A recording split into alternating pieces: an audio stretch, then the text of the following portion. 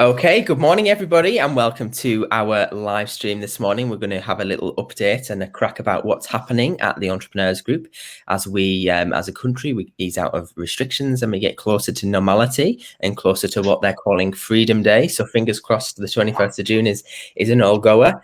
But yes, I'm here. I'm joined by Keith, who is our Group MD, and we're going to chat through some of our other elements of TEG, which perhaps we haven't talked about as much in recent months because we've been shifted our focus onto TEG Virtual, but now it's time to also shift our focus onto TEGcorprate and TEGkickstart. So we're firstly going to chat about TEGcorprate, Keith. So if you want to kind of give the listeners a bit of an insight into what that is and who it's for. Yeah, well, first of all, thanks for the invite, Ollie. This is it's great to give everybody a bit of an update, so that's brilliant. TEGcorprate actually started out as TEG, and what we did was we helped large organisations commercialise their staff and some of their managers, because what they were finding was they didn't think like entrepreneurs; they thought like staff, which is perfectly reasonable. But as you alluded to, in this new normal that we're going to be going into, staff are going to play a totally different role in a business that's massively changed. So one of the things for TEGcorprate will be is once we can, and as you say, Freedom Day is the 21st of June. So after the 21st of June, we'll start running our 2 and 5 day courses again, where we actually go through how we can commercialize staff. So we have an in-depth 2-day course. So yeah, that's basically a sort of nutshell of what TEGcorprate is. Yeah, I find it really interesting because it goes on to that conversation of intrapreneurs, and just give us a little bit on that. What do you think the importance of championing intrapreneurs in companies and of all sizes, right from hairdressers with you get your big hairdressers on the street who have lots and lots of staff, and even to your corporations like Sellafield and such. What do you think the importance of creating and championing intrapreneurs are, and what are they for those who don't know? Yeah, it is a bit of a sort of misnomer that intrapreneurs have suddenly sprung up in the last couple of years. An intrapreneur is basically someone who thinks like an entrepreneur but doesn't want to leave a business. They're happy to be employed, but they want to see how that business runs. So one of the things that intrapreneurs do, they bring ideas like we do. Entrepreneurs always have ideas, and they're always testing things, and not so much small businesses, but large organizations have a real fear of that, of testing, turning quickly. I always the analogy is a cruise liner and a speedboat. As an entrepreneur, a speedboat, we turn really quite quickly. We can have a business up and running in a few days. Whereas when you're trying to turn a corporation around, it can take years. But if you've got the right people inside that business that are willing to help and contribute to it, then it makes a massive change. The other thing is as well, and what we find when we work with all ranges of business, is that once your staff realize what it takes to run a business, then they have a real appreciation of what the business owner and what the board are going through. So they have an empathy which they didn't have before. The larger the corporation, the more anonymous the board can be. So what we try and do is we TEGcorprate is we bring the board and the staff members together. So the intrapreneur really is the connection between the board and the shop floor, if you like. Yeah, I think that's really interesting because it is important to show your staff actually how your business runs and operates, so that, as you say, they can understand and appreciate it. Because I think not everybody wants to be an entrepreneur, and that's absolutely fine, and not everybody wants to run their own business, and of course that's fine. We need staff, and I think there's a lot of people who love to be employed and love to make a difference to other people's businesses. I think that's really important, especially kind of post COVID, that people hire the right people. But if they're not quite the right people, let's make them the right people. Let's show them the reins. Let's do this a bit differently. Let's turn them into intrapreneurs where they're just as passionate about the business as you are. And and that's very hard to come across without showing people how to do that, because naturally people aren't going to be as passionate about your business as you are, but No. giving them that insight into actually why you do what you do, and you're not just coming to work every day. You want to be able to trust people to go out and sell your business in a positive light. And I think training them to do that, and making them as passionate as you about your brand, your business, whatever it is, whatever sector, I think that's incredibly important. So it will be nice to see TEG championing that, and obviously training people. And I think it's a very important comeback for Cumbria, as well as the wider UK, is making sure that staff and that the board, if you like, are very much aligned and very much one common goal of succeeding with that business, or that whatever that service is or product or whatever. But yeah, I think that's really interesting. So I do look forward to what we put out for TEGcorprate, and all that kind of thing, and how many people we get on board and things. And it will be interesting to see what we can do actually, post 21st of June. So that's good. So hopefully that provided people with a bit of a synopsis or a bit of an update with TEGcorprate and what it is. Now shifting slightly to TEGkickstart. So Keith, give the listeners a little bit of an insight into what that is, what's it all about, that kind of thing. A bit of an update on that as well. Well, TEGkickstart, again, that obviously with the Entrepreneurs Group, we sort of deal with entrepreneurs, people who are starting a business. But one of the things that we found in lockdown is that it's something like 33% of people in Britain, especially the younger end, think about starting a business, which is massive. That 33% is a really big amount. But what we found over the past probably 6 to 12 months of the pandemic is that people have just decided to give it a go. And a hairdresser who has a chair in a salon has suddenly thought, right, I can get a premises, or I can go mobile, and I can start a business on my own. So what we decided was, and what TEGkickstart primarily does, it sort of caters for the people that have run their business for maybe 12 months, maybe 2 years, and they're getting to a stage where they're coming up to submit the first set of accounts. They're starting to think about marketing and what sort of audience should you be marketing to. Once you've marketed to your audience and you've found your audience, how do you sell? How do you close the sale? Finance, cash flow. Do I have a bookkeeper? Do I not? Do I do it all myself? And that's the problem, because if you're on your own, then you have to do everything yourself. So what sets off as being a fantastic opportunity and really exciting can quickly turn into a chore. Because you're having to think about everything else other than what you started it for. So TEGkickstart caters for people probably in the first 12 to 18 months before they've submitted the first set of accounts, if you like.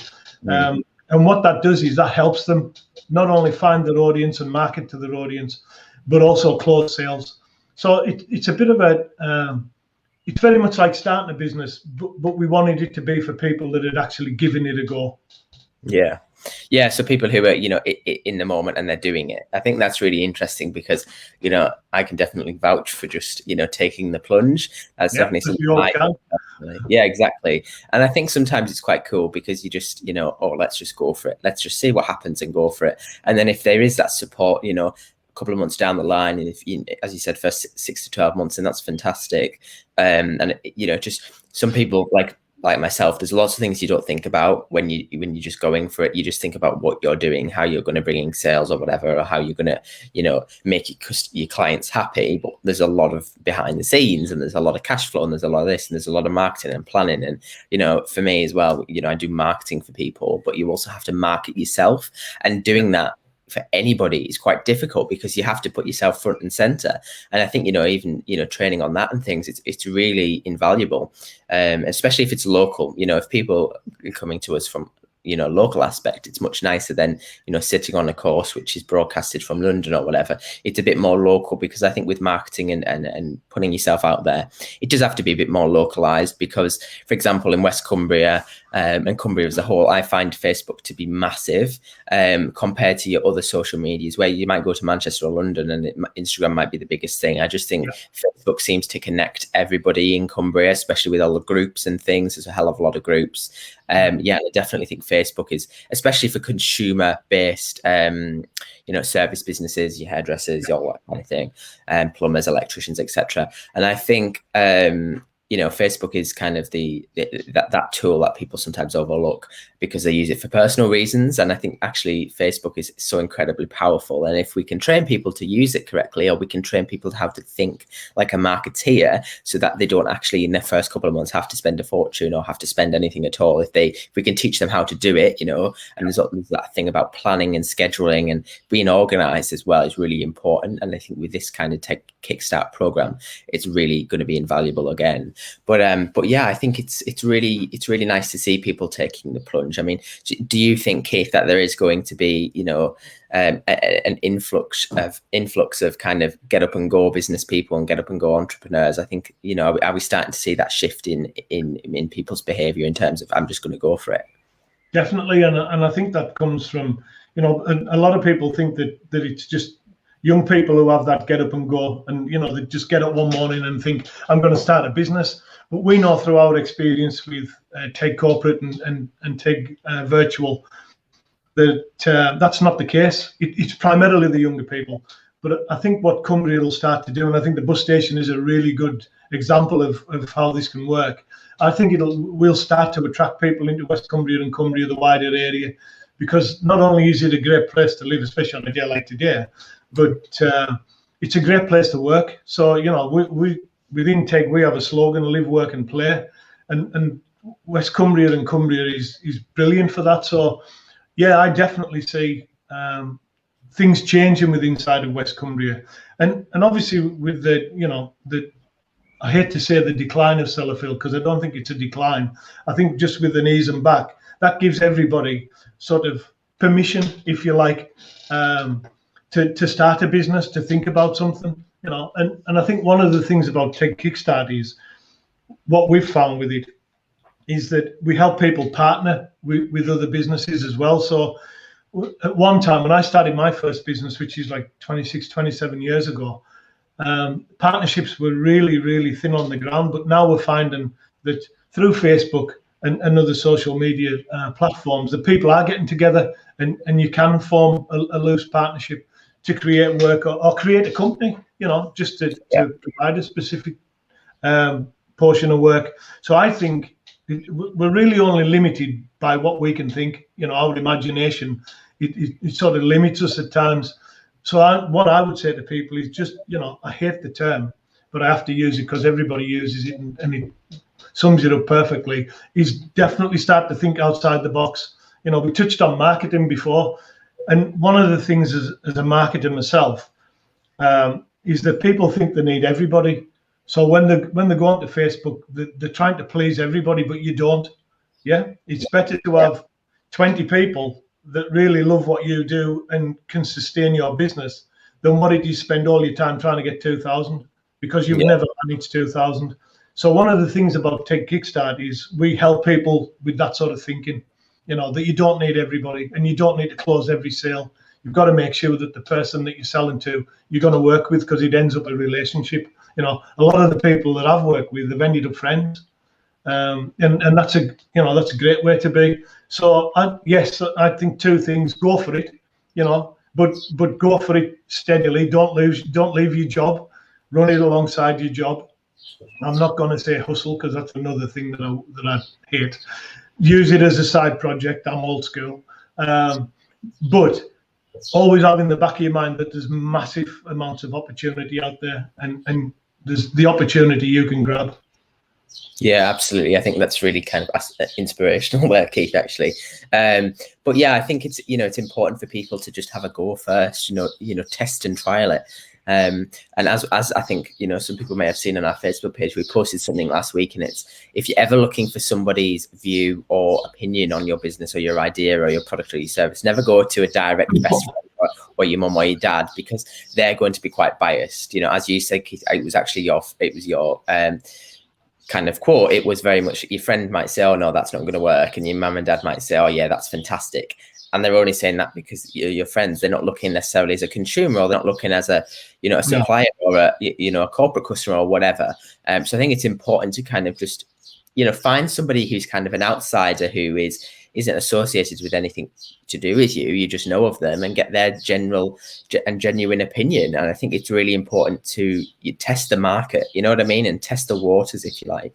But yeah, as you said about collaboration and partnerships, we do see a rise in that, and we also see a rise in you know, people buddying up, if you like. So a lot of people, when they go into business together, it's always really important, isn't it, to have each of you bring something different to the table. So somebody might be excellent at finance, and somebody might be, and you know, running the business and organization and implementing whatever, and someone might be good at, you know, fantastic at comms or marketing or the actual, you know, talent required to do the service. And I think it's really important that people just don't go into business together because they're both fantastic at the same thing, because that's, you know, that sometimes it's quite, you've got to complement each other.